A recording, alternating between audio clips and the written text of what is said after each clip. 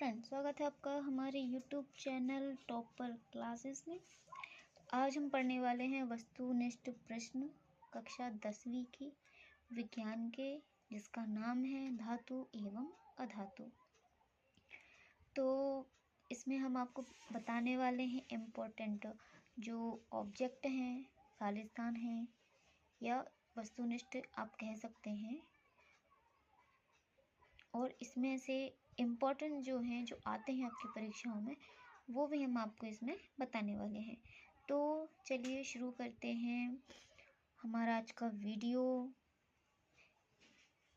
पूरी जानकारी के लिए बने रहिए वीडियो के अंत तक। आइए शुरू करते हैं आज का पहला प्रश्न, जो है सिल्वर तथा कॉपर ऊष्मा के सबसे अच्छे चालक हैं। यानी इसमें आपको केवल हम खालिस्तान ही करवा रहे हैं, लेकिन ये खालिस्तान अकेले खालिस्तान नहीं है। ये आपसे जो जोड़ी होती हैं, सही जोड़ी आती हैं, सत्य असत्य आते हैं, एक वाक्य में उत्तर आते हैं, उसमें भी आपसे पूछ लिए जा सकते हैं। तो आपको प्रश्न केवल याद होना चाहिए, फिर चाहे वो किसी भी सेक्शन में आ जाए।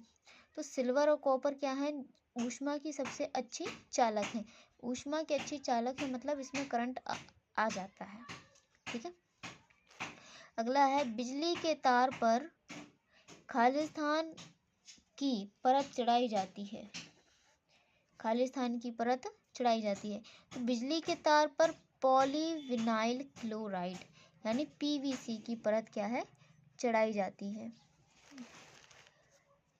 जो धातुएं कठोर सतह से टकराने पर आवाज उत्पन्न करती हैं उसे क्या कहते हैं? उसे हम ध्वनिक या सोनोरस बोलते हैं। यानी जैसे धातु है, ठीक है, जैसे लोहा मान लीजिए, और अगर आप उसको किसी पत्थर पर मारते हैं, यानी कठोर सतह पर, यानी पत्थर पर अगर मारते हैं तो उससे क्या होती है? आवाज उत्पन्न होती है, और उस आवाज को ध्वनिक और सोनोरस बोलते हैं। लेड तथा मरकरी या पारा ऊष्मा के कुछ चालक हैं, यानी इनमें से लाइट नहीं जाती, बिजली नहीं जाती। कार्बन, सल्फर, आयोडीन, ऑक्सीजन और हाइड्रोजन आदि क्या हैं? आपकी अधातु हैं। सोना तथा चांदी सबसे अधिक आघातवर्ध्य धातुएं हैं। तो ये आपसे पूछा जाता है कि सबसे अधिक आघातवर्ध्य जो धातु है वो कौन सी है। अब ये भी पूछा जाता है कि सबसे तन्य धातु, तन्य धातु का मतलब है जिसको हम बहुत ज़्यादा खींच सकते हैं, तो वो है आपकी सोना। 2 ग्राम सोने को हम 2 से 2.5 किलोमीटर तक लंबा तार बना सकते हैं। इसकी कैपेसिटी इतनी तन्य होती है, यानी पतले से पतला तार हम सोने की धातु से बना सकते हैं। अगला है शुद्ध रूप में धातु की सतह चमकदार होती है। धातु के इस गुण को धात्विक चमक कहते हैं। यानी जो धातु होती है उसमें जो चमक होती है उसको हम धात्विक चमक बोल सकते हैं। अब है ब्रोमीन अधातु है जो द्रव होती है। यानी उस धातु का नाम बताइए जो अधातु होने के बाद भी जो है क्या है? द्रव अवस्था में मिल जाती है। मरकरी या पारा धातु कमरे के ताप पर द्रव अवस्था में होती हैं। अब ध्यान रखिएगा, मरकरी तथा ब्रोमीन एक ऐसी अधातुएं हैं, मरकरी धातु है। धातु में ये अपवाद है क्योंकि धातुएं कठोर होती हैं, लेकिन ये क्या है? द्रव अवस्था में पाई जाती है। और ब्रोमीन क्या है? अधातु है, लेकिन ये द्रव अवस्था में पाई जाती है। फिर है आयोडीन अधातु होते हुए भी चमकीला है। तो ये आयोडीन जो है ये क्या है? अपवाद है अधातुओं का। अधातुओं में चमक नहीं होती ज़्यादातर, लेकिन आयोडीन में चमक होती है, लेकिन ये अधातु होता है। तो ये चीज़ें आपसे पूछी जाती हैं। हीरा तथा ग्रेफाइट कार्बन के अपर रूप हैं। कार्बन के अपर रूप हीरा और ग्रेफाइट।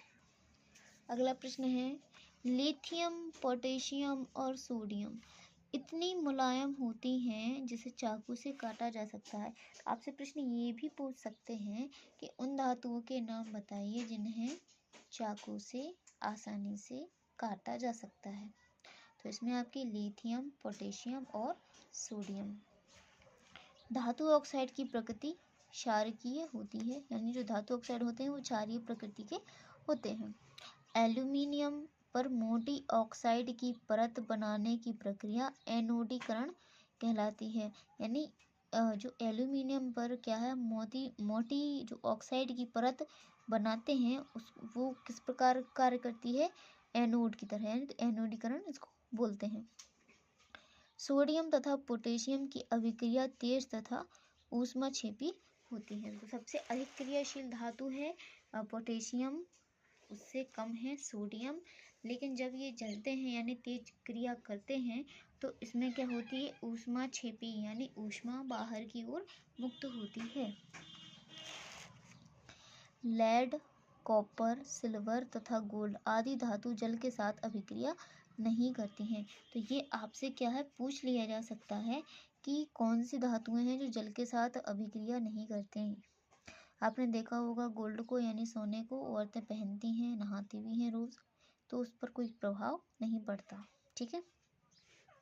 सबसे अधिक क्रियाशील धातु आपकी पोटेशियम है और इसको हम के से व्यक्त करते हैं।